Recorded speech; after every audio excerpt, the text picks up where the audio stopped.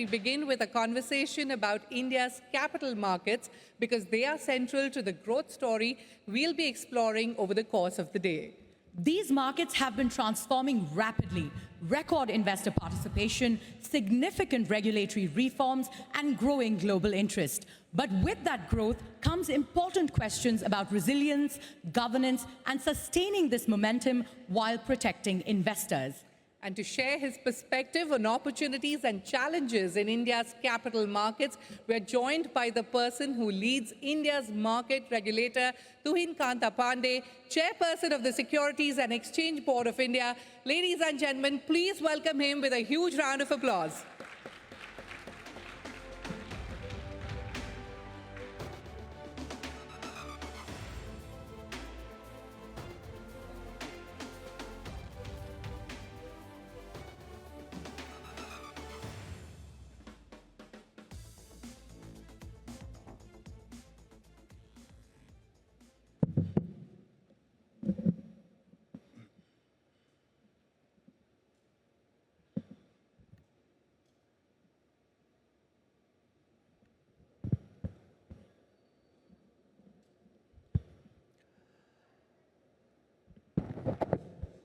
Distinguished guests, leaders from industry, esteemed partners from global markets, entrepreneurs, ladies and gentlemen, a very good morning to you all.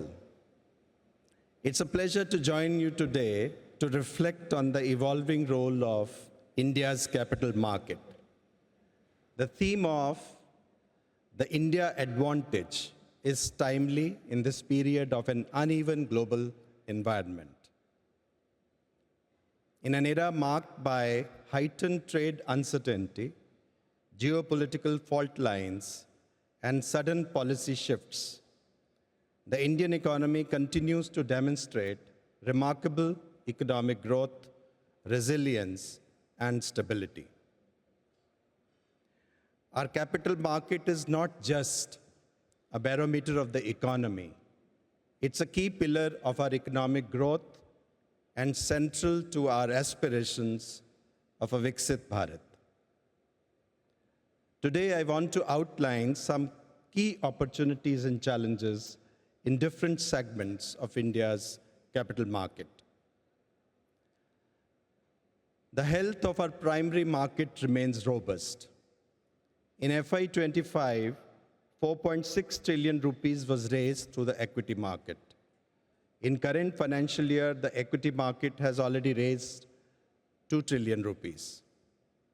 Unique investors have crossed 135 million, up from just 38 million in FY19, indicating their confidence in our markets. However, our investor survey shows that while 63% households are aware of security products, only 9.5% have invested yet. Moreover, 80% households remain risk-averse, reflecting the fear of loss. Therein lies our opportunity and our challenge. There is a deep well of domestic capital waiting to be deployed, and I urge the industry to take advantage of this opportunity. Raise capital, create value for all stakeholders, and help define our economic future. On our part, we have and will continue to streamline the capital raising process. The IPO listing and rights issue timelines have been shortened.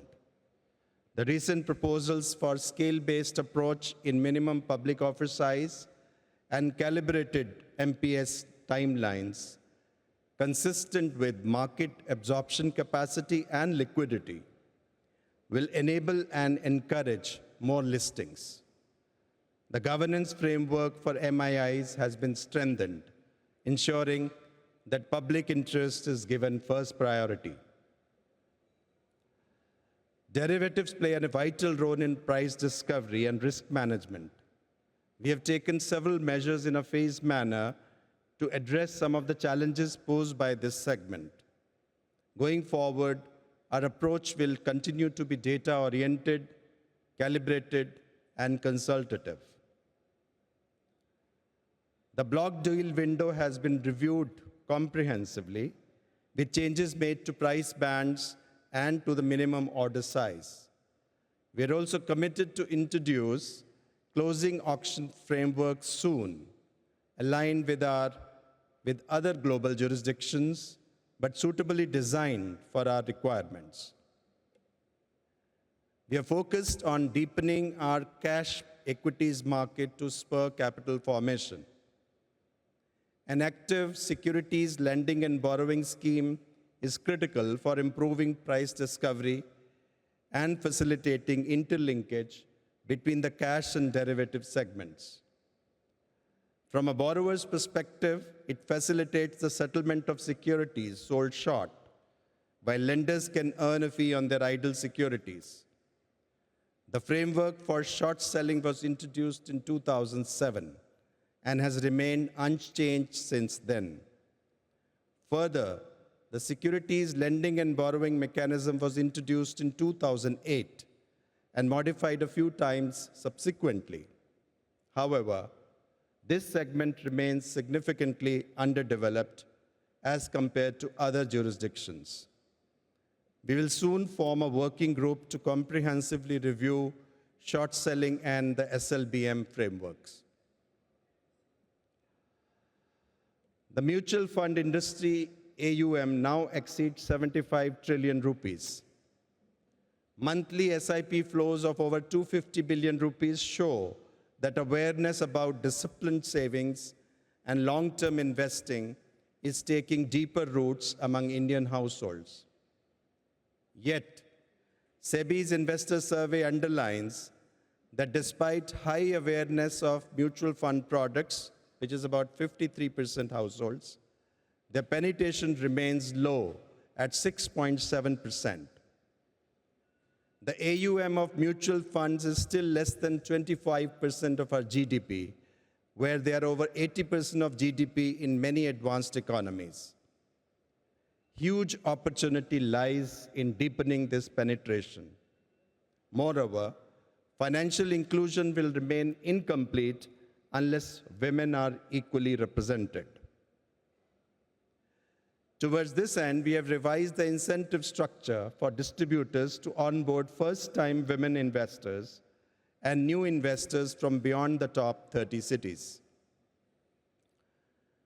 The challenge lies in ensuring that there is no mis-selling. Mutual funds must be products that retail investors can trust. We have worked with AMFI to strengthen the monitoring mechanism for mis-selling and misconduct by distributors. Corporate bonds outstandings have increased with a CAGR of over 12% from 17.5 trillion rupees at the end of FY 2015 to about 54 trillion rupees as of September 2025. During the current financial year, around 5 trillion rupees worth of bond issuances have already taken place. Several initiatives have been made to develop corporate bond market further, such as mandatory electronic book provider platform for debt issuance of 20 crore or more, reduction of minimum face value to enable access to retail through online bond platform providers, and liquidity window to provide option to exit before maturity. However, much needs to be done to deepen the market and improve secondary trading and liquidity, especially in the area of retail investor awareness about the debt market, which is much less than what is there in the equity market. Municipal bond market as well as market for green, blue, yellow, social, sustainability-linked bonds have been enabled through regulations. They are still at a nascent stage though, but have a potential to take off. This brings me to one of the most important challenges, the challenge of investor protection. Investor protection begins with investor education. We face onslaught of fake apps, cloned websites, unrealistic performance claims, and unregistered entities misleading investors. Unregulated influencers pose a direct risk to investors, with nearly 62% investors making investment decisions based on their recommendations, as SEBI's survey points out. Our response has been on multiple fronts. We have launched a dedicated awareness campaign, SEBI versus Scam. We are actively monitoring social media for misleading content, with more than 1 lakh such items being escalated for taking down. Stock exchanges have been mandated to publish a regularly updated list of whitelisted broker apps on their websites. We have also recently launched the utilities of valid UPI and SEBI check, where investors can easily verify the authenticity of bank accounts or QR codes of SEBI intermediaries. This is one of our major initiatives to combat cyber frauds. Let me highlight some more data from our investor survey. 22% of aware non-investors intend to invest within the next year. 36% of investors possess high or moderate knowledge of the securities market. Urban participation at 15% is significantly higher than rural, which is at 6%. 37% of those surveyed are not aware of securities market products. 27% of non-investors don't know how to start investing. Our challenge is twofold. First, to bridge the gap between awareness and action. Potential investors are being held back by risk aversion, perceived complexity, and a lack of trust. Second, there is an opportunity to bring new investors into the fold of responsible investing. SEBI's investor campaigns going ahead will cover multiple formats: digital, multimedia, physical interaction, and multiple languages to build a new generation of informed, responsible investors.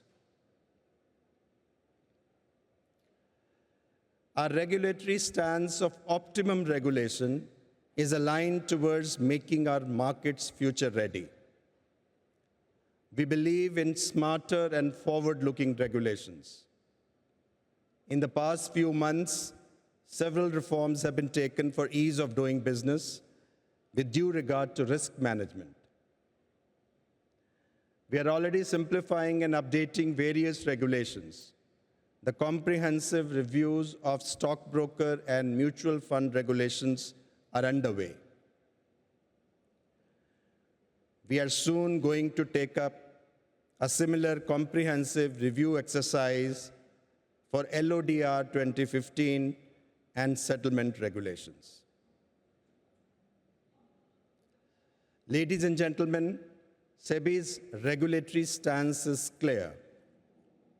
We are first and foremost the guardian of trust in our markets, but we are also a facilitator of capital formation, enabling both investors and enterprises to participate with confidence and with ease of doing business. Thank you. Jai Hind.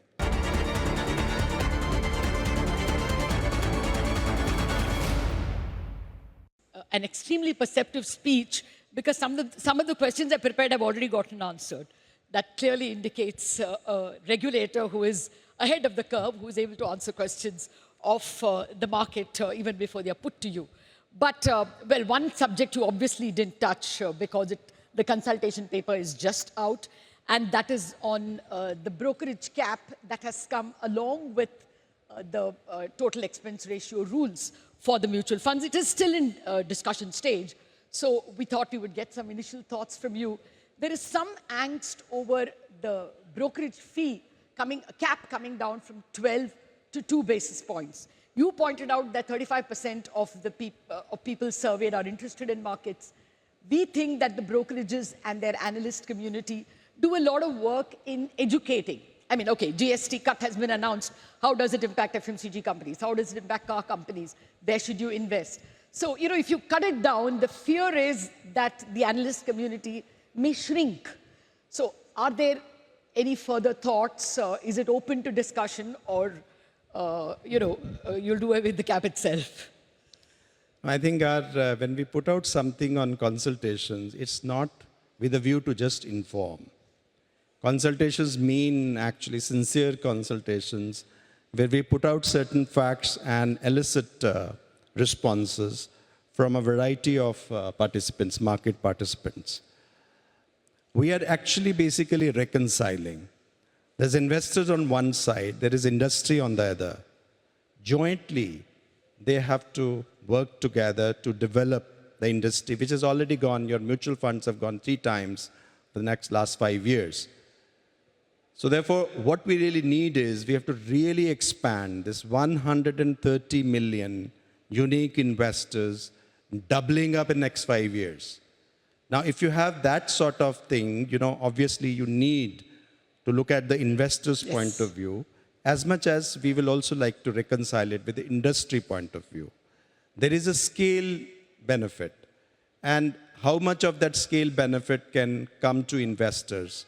And so therefore, when we put out a consultation paper with certain facts, I think different participants do come back to us with their views and with rationale, and then we are able to look at it.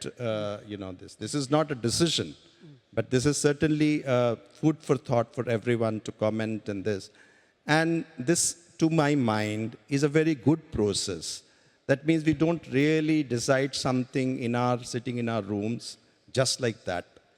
We need to put it to wider public consultation, have wider views, and therefore the decisions that we take are not only there is a more buy-in, but also there is a better decisions that we are able to arrive. Nigel, my colleague, is waiting by. Nigel, Rhythm Desai has already told us, or at least we leaked, that he will have to question the SEBI chairman, so he has a question. All right, Rhythm, over to you. Thank you, sir, for your comments. Is there something that in particular worries you about the Indian capital markets? Something that may give you sleepless nights? So maybe you want to come in the center. I think there is no meaning in worry. What means is an action. So there is no need of sleeplessness, because that will spoil your next day. Okay. Well, actually, on that point, Nigel, there was a worry from foreign investors, sir. This worry always comes when foreign investment or FPI flow lessens into India. You go around asking, and one of the big cribs they have is, you guys charge capital gains. I mean, that's uniformly coming from everybody who comes on the channel. They don't always say it on the channel, but they do tell us. Is there a thought that this could be impeding? I mean, now it is, the last 3 of the last 4 years we have seen outflows. So is that a thought? First, that question is addressed to the government, not to me. Certainly. Because it's a revenue issue. The second, we also cannot have a correlation like the way you are drawing, because this has been there for quite some time. And there was a time, when we had very heavy flows, despite a so-called capital gains tax. The third, the way the FPI works is quite differently. It is basically a relative space. It is not an absolute space. You have your funds, you have a mobility, and you can really maximize your returns. You can in and out, and different jurisdiction. India is not the only one. We are not our world. The world is much bigger, and there are different jurisdictions, and people keep looking at different opportunities, the actions of the Fed Reserve. They also look at their profit opportunities. They look at PE ratios, relative PE ratios, and so on and so forth. All I can say is I have had massive amount of interaction with FPIs and foreign players, banks. They told you the same thing? FPIs, and not only in India, and every time, I get an opportunity, I talk to them and meet with them.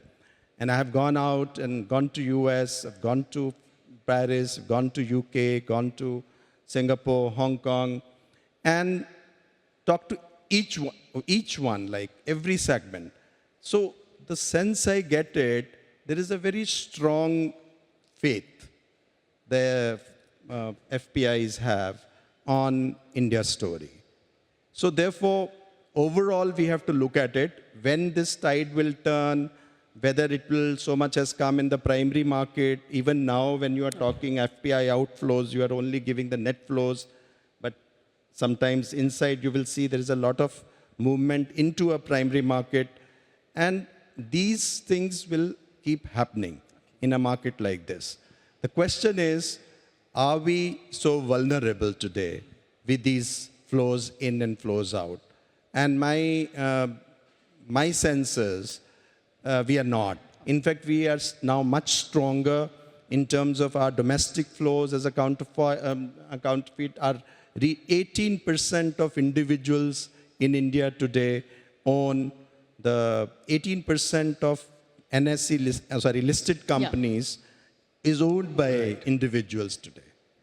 And then you have domestic institutional investors. So the FPIs, in fact, are now a little bit of subordinate to the domestic highly subordinate now, sir. Domestic institutional investors.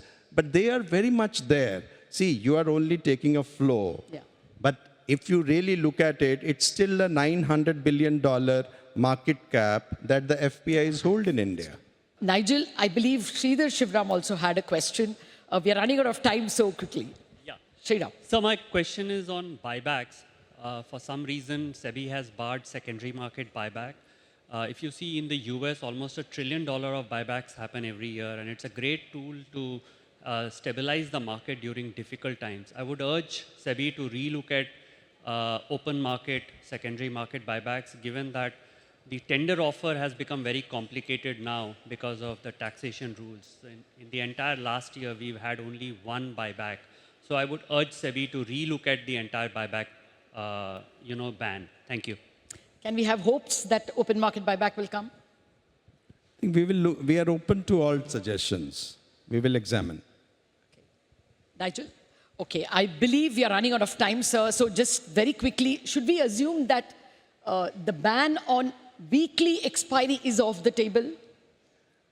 Please don't try to put words in my mouth, I think. I have said, enough on this subject. And I think let it rest, because I think this is also not right for the media to, because we also need a certain stability of thought and stability of action. I know you have your own requirements, that you have to be newsy, you have to discover something which is very exceptional. We are only looking for certainty, not news. Yeah, but if you are looking for certainty, the certainty currently is that it's on and it is working. And next time, if we have to take any further steps, we will come out with a consultation paper, which you will get to see. I mean, Lata will be the first one to see that consultation paper. I'll ensure that. So we'll get it on the website. Thank you for that. So just final question. Are there, what is the next step in Jane Street? And are you all still investigating? Are there likely to be more such high-frequency traders whom you will pick? See, as a matter of our policy, we don't discuss individual cases in media. Okay. So my apologies. Okay. Thank you, sir. Thank you very much for patiently taking all our questions and that of our guests.